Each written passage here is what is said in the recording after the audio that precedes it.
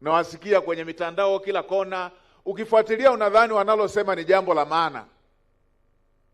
Kumbe kule wanakoishi wanalishwa, wanatunzwa, wanafugwa, na kufugwa kwao wanatakiwa waoneshe nyumbani kuna shida. Uvivu ni tabu. Kwa hiyo yote yale wanasema ili wahalalishe kufugwa. Sasa mtu unakuta yeye mwenyewe anafugwa, mke wake anafugwa, watoto wanafugwa ugaibuni huko. Wengine yeye mwenyewe anafugwa, wengine hawana waume na watoto wanafugwa. Wanafugwa kwa njia gani? Kwa kuonesha nyumbani kuna shida. Na kila wakati wanaandika hata vya uongo vilivyopitiliza, wanatamani wajibiwe. Ili waseme si unaona kule mimi ninavyotafutwa. Mimi niwaambieni kama kiongozi mkuu wa shughuli za serikali, sisi hatuhangaiki na watu wa aina hiyo. Tunahangaika na barabara, tunahangaika na maji, tunahangaika na umeme, tunahangaika na ajira kwa vijana, tunahangaika na kilimo, tunahangaika na ufugaji. Hayo ndio mambo ambayo rais amenituma kuyasimamia. Na ndio maana kila eneo nikipita nikakuta uvivu, uzembe.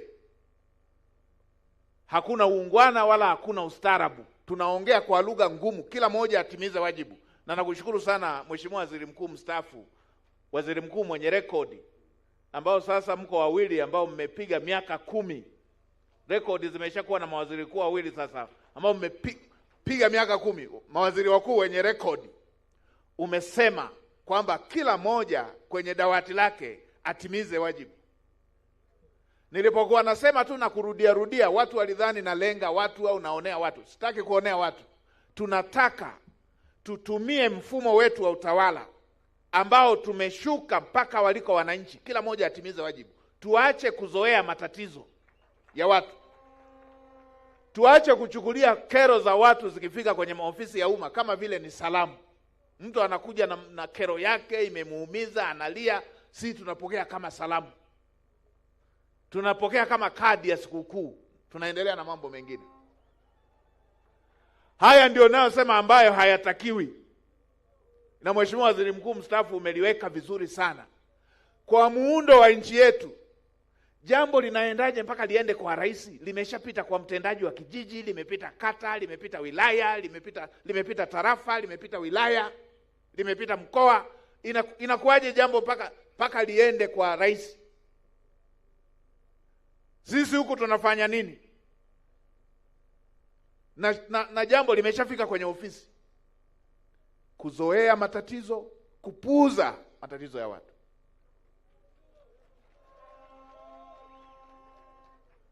Kwenye hili hatutaelewana. Fedha za miradi zinafika. Wakati mwingine mpaka wananchi wanaanza kulaumu serikali, kumbe fedha zilishafika. Wakati mwingine mpaka wananchi wanamlaumu rais, kumbe fedha za mradi zilishafika, watendaji pale hawajatekeleza. Nilipita mkoa mmoja, fedha ya matundu ya vyoo, mwaka mzima matundu hayajajengwa na fedha ilishafika, ipo. Na watoto wanapanga foleni kwenda kujisaidia. Nikamwambia mkuu wa mkoa, kama hiyo shule iko karibu, kabla hatujachukua hatua za kinidhamu, kama hiyo shule iko karibu, waelekeze watoto wale wakajisaidie wote ofisi ya mkurugenzi na ya afisa elimu.